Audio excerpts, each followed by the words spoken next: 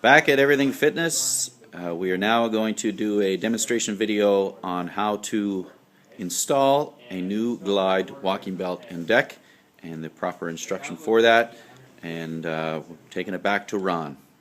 Okay, so once again, back at old Bessie here. We took the time to go and clean out all inside of the treadmill here. This gets nasty over time. If you saw this one before we started, you would know that it probably has never been cleaned. So this is a real good time to do that. And as you can see, we did a really nice and thorough job of cleaning it out. Step one. So, Glide, deck and belt. First thing we're going to do, this belt will hold up to 7 ounces of OEM solution. And what we're going to do, we're going to go ahead and we're going to apply it right to the inside of this here. And for ease of installation, we've come up with our own little method. We like to put some in a spray bottle and we just spray it right on. So we get really good coverage, we get even coverage, and we know going forward every square inch of this has been soaked down, sprayed really, really well. And we're just going to go right ahead and we're going to do that.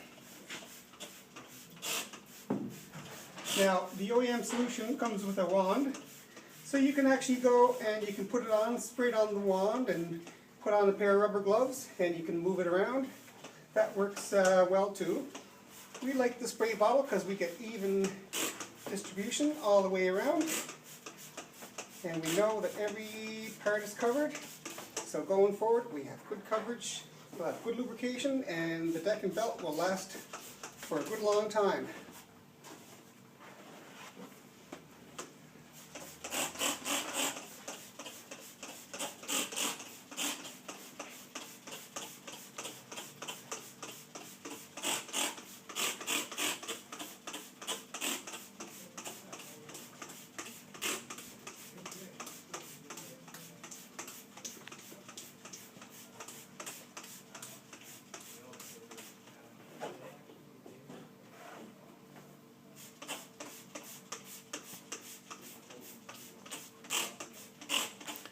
And as you can see, Ron is really concentrated on the center 2/3 of the belt, because that is your main walking surface when you're using the treadmill. Yeah, that's your straight gear, yeah.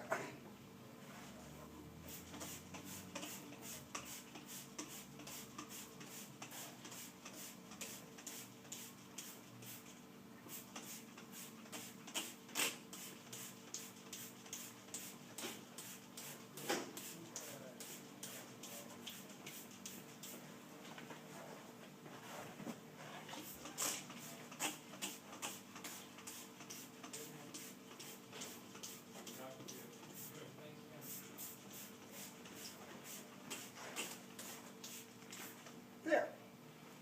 Just like that. Now we'll grab our deck. We'll start to put that into place.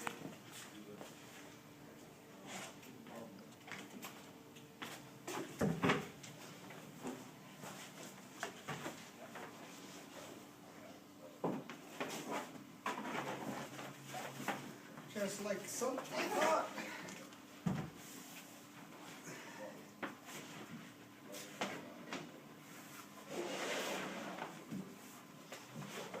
Oh, and actually,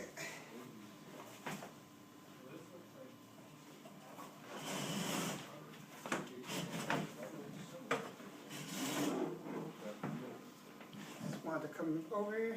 So if you have a Life Fitness treadmill that does not have the wax system or the wax bar, then obviously you won't be connecting this bar. But this is generally the models, the 9500s as well as the 95Cs, 93Cs, all have a wax system that has to be disconnected before you take your belt off and then reconnected once you put your belt back on there. So, which gives you a great opportunity to clean the wax nipple at that point. Exactly, which we've gone ahead and done. And actually, if you do have a system that has the wax bag, it's actually a really good time. The OEM solution that you saw me spray on the deck is available for the wax bag, so we can retrofit these units and put that right in the wax bag. And then as the machine gets up in mileage, or whatever it's programmed for, it'll automatically dispense it. And with the Life has, you probably know, has a paraffin base. So the wax systems were notorious for getting bound up, not working, and hence no lubrication on your deck and belt. And that's why they failed and draw a lot of current. And then of course you end up replacing one of these guys that are very expensive. So it's be a fabulous time to retrofit it with the OEM solution, which will actually clean the paraffin out over time. So Ron is just reinstalling the deck screws, attaching the deck to the leg springs.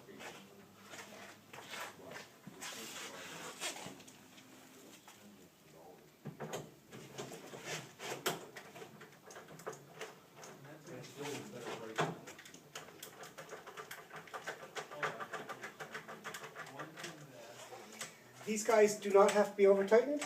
If you take them too far, the tenor clips, which are basically connected to the four corners, which are the four life springs, there's actually 8 all the way around.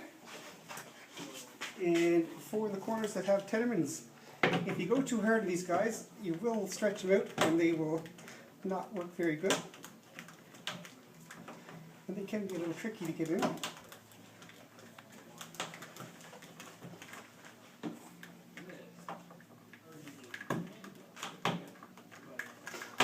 Like this guy's being. We're going. There, that one gave me a little bit of a hard time. Nothing we couldn't muster through. Sometimes take a screwdriver or an Allen wrench and just kind of push on the bottom of the tenormin clip, and it'll push it up and you'll be able to grab her. So we're going to go ahead and install the front roller.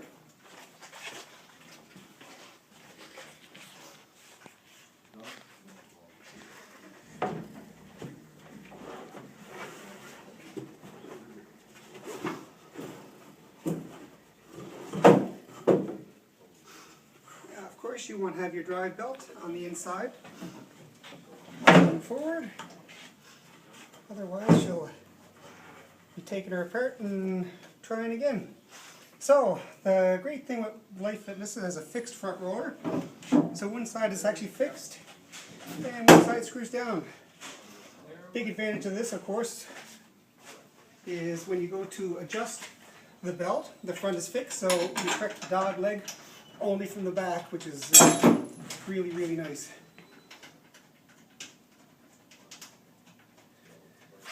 And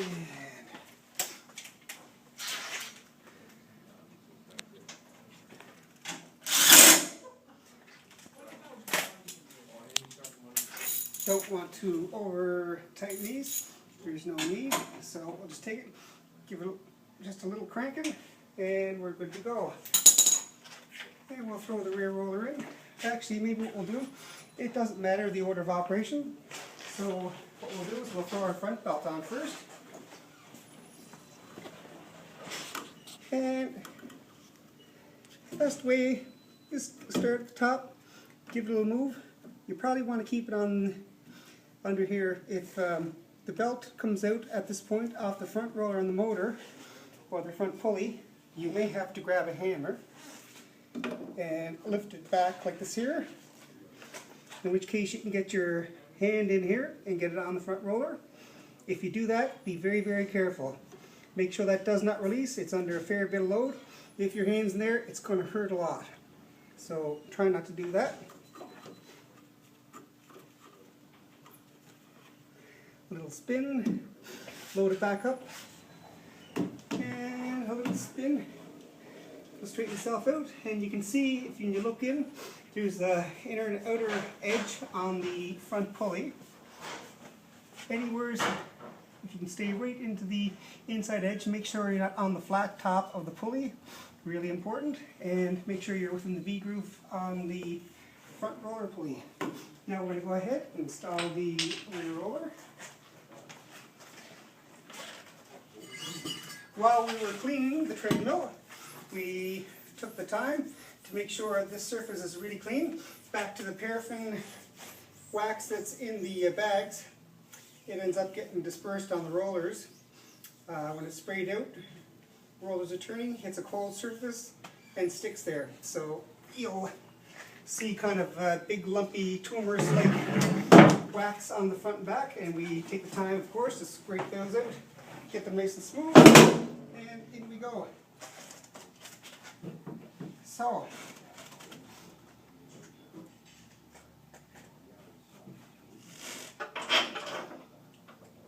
hold one side, finger.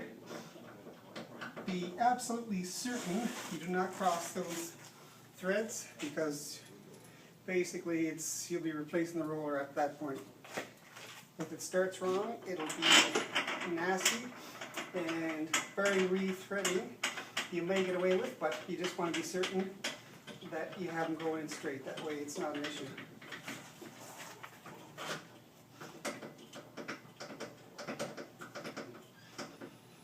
So, I know they're good. Got them started. You can do this all by an Allen key. We do many retrofits of deck and belts. So obviously if we're doing 10 or 15 or so of them, we find little methods for saving some time. And we use the old power tool. Now, you want to keep in mind, don't tighten one side all the way and come back and do the other. Try to stagger it. Keep it come back as evenly as possible. Even doing a little adjustment on the belt, it'll save you a little time. Keep it centered all the time as you're going back.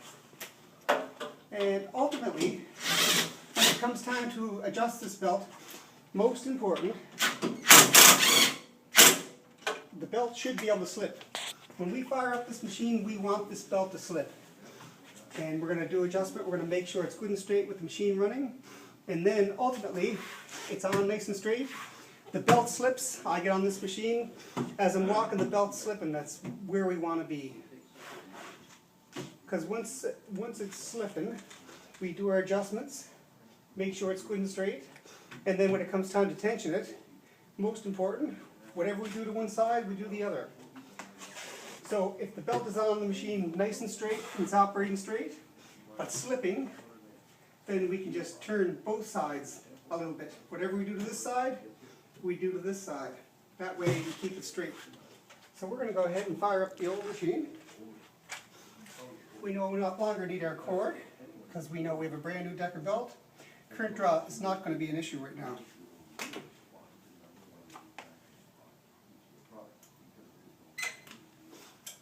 And we'll fire old Bessie up.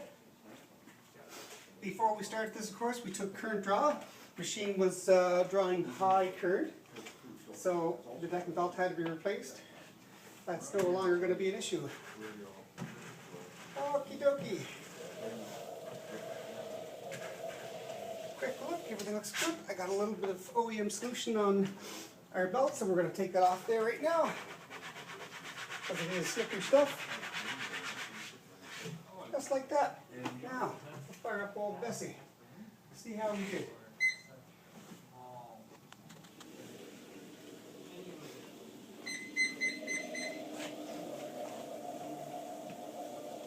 And looking good. Now, of course, like I said before, we want this belt to slip. Do not tighten it so that it is tight, so when you walk on it, you can't stop it. If you do, then it's going to be trouble, because now you're going to start to try to adjust it from the rear roller, and what you're going to end up doing is over-tensioning it. Biggest mistake you can make doing Decker belts is over-tensioning. We'll give it a little more speed.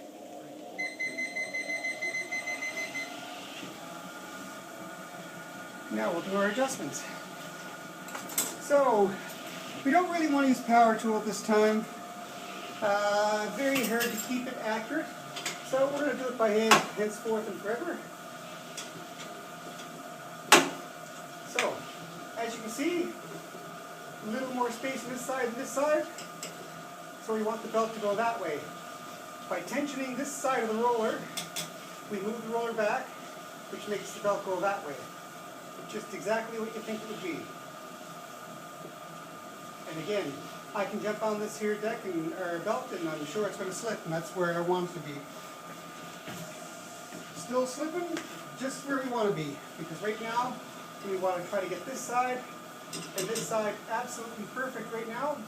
Then we know moving forward Whenever we adjust the same on both sides, so we're tensioning evenly at that point. Most important right now, we want to get these two to be the same as we move along, and they are looking really good.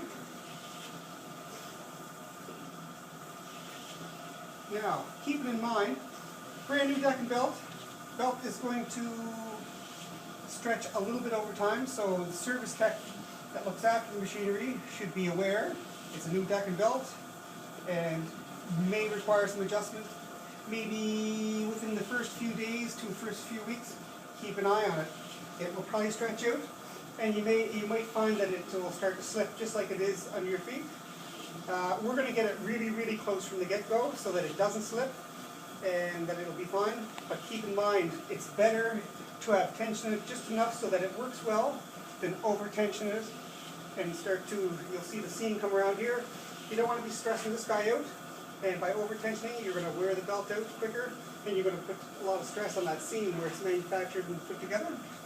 So we're looking really close there. Looking really close. We're just about exactly where we should be. And again, so good. We're perfect. So now, just like we were saying before, what we do to one side, we'll do to the other side. So I know that I can get a couple turns on that. So I'm going to go ahead. I'm just going to go 2 turns, both sides, and we're going to work up to the point where it doesn't stretch or it doesn't slip. Got a little bit of noise from the front roller here. That's because the belt is over a little bit on one side. I don't recommend doing this here, so I'm going to adjust it. I'm just going to move this over with the Allen key. I don't recommend anyone do this. It's very dangerous, but I've done this on hundreds of machines, so I know that I can do it safely. Now it's over a little more so you don't have the belt, the V-groove rubbed on this outside edge, so it's a little quieter.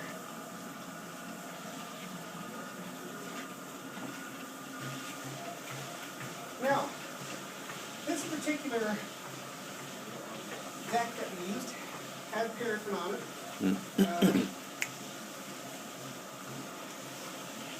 Allied does use a small amount of paraffin when they applicate the OEM solution to the deck. So what we're going to do is just do a quick walk around. We're going to evenly disperse that back onto the walking belt. And you simply do that just by walking around. And it will be attracted to the belt just by the sheer weight of your body. And as you can see, I move from top to bottom, side to side, so that it is being distributed evenly around the belt.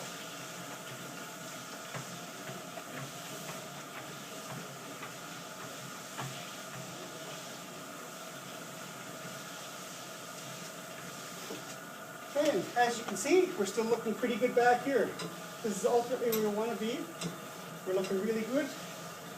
I can now walk on this here, so it's closed, but if I stop it, I can still stop it. And that's exactly where we want to be. So we're going to go ahead, we're going to tension again. Belt's on, nice and straight, operating straight. So whatever I do to this side, I do to this side. That way I can ensure I'm not going to make the belt dog leg move back and forth. So we're going to go ahead. We're going to do one side, we're going to do the other side.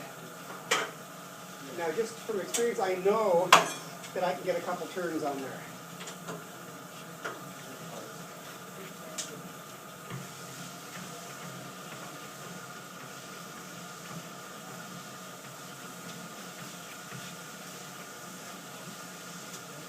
Now, the benefit with the Glide product, of course, is it is water-based. So the product goes on wet, and as it dries from heat straight, from basically you walking on it, it dries out and turns to a powder.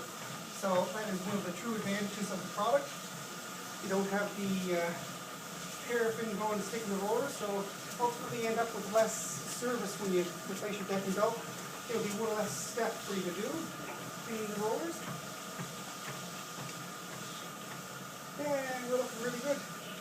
Now, of course, still a little tensioning to do yet. We do one side, and the other.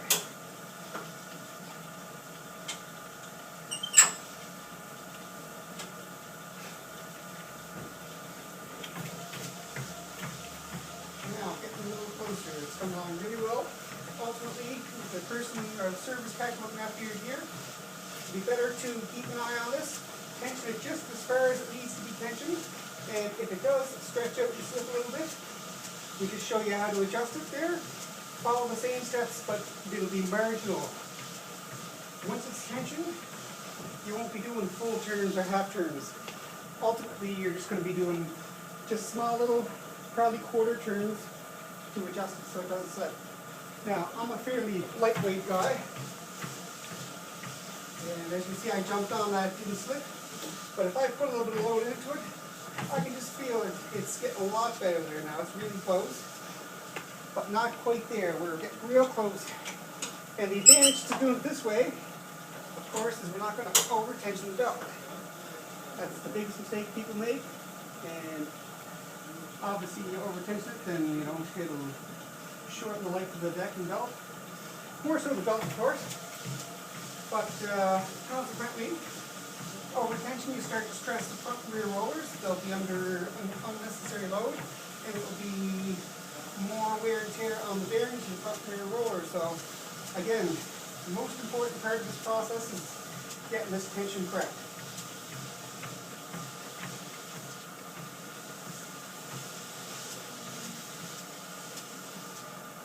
I put this around here. There's an infrared setup here.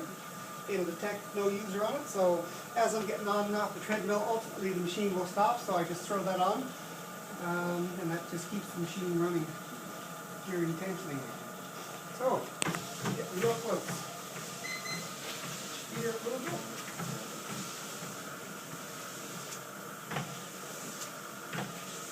And we're getting real close.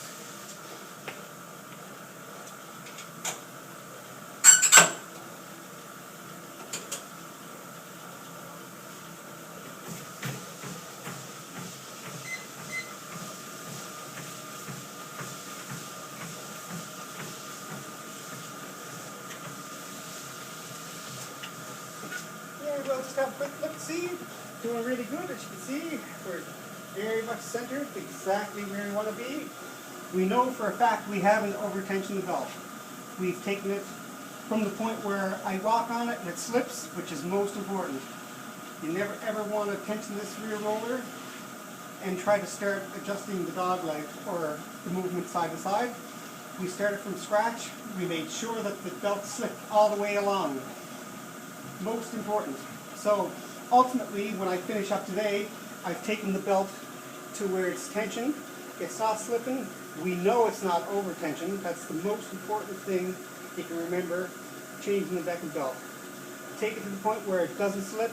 You know it's not over tensioned. If over the time, over the next few days to a few weeks, your service provider should be constantly monitoring this here, making sure that it's straight, and that making sure that users don't feel the sensation of it slipping under you, because it will stretch out a little bit over time, but that's the job of the service provider to come in and tension it up. So, just as we go along, it's slightly over this side a little bit. We're just going to tighten that up a little bit there. Once again, by tightening this side, we move the belt that way. Very basic, just exactly what you think it would be. And we're getting pretty close. We have a nice smooth surface treadmill, new deck and belt. We know we're going to get nice long length out of this here. We know our motor controller is not going to be stressed. And if we were to take our little cord that we had a little while ago that we talked about for testing current, we would see that the machine is drawing very little current, and that's where you want to be. Once again, the old motor controller doesn't like it. The motor will typically tolerate the higher current. It's a very robust three-phase motor, but the motor controller, and not just in Light Fitness, all motor controllers, the same rules apply for all treadmills. These two surfaces, you got your phenolic, which is basically a hard acrylic, and you got your belt. Over time, if you don't lubricate these, which is the other important side of it, of course, this here surface breaks down. Then of course you got a lot of friction between these two surfaces. The motor ends up working hard. The motor's always going to do what you tell it to do. It's the motor control that will not tolerate it. As these surfaces fail and wear out. The friction between these two become great. This guy requires more current to operate. This guy, your motor controller, just simply won't tolerate it. And you'll end up having to put an expensive piece on your treadmill. So, good quality deck and belt and lubrication, very important. Most important thing you can do for your treadmill, keep it lubricated. So now all you have to do is replace your tail roller covers as well as your front motor cover, and then the machine is ready to be used.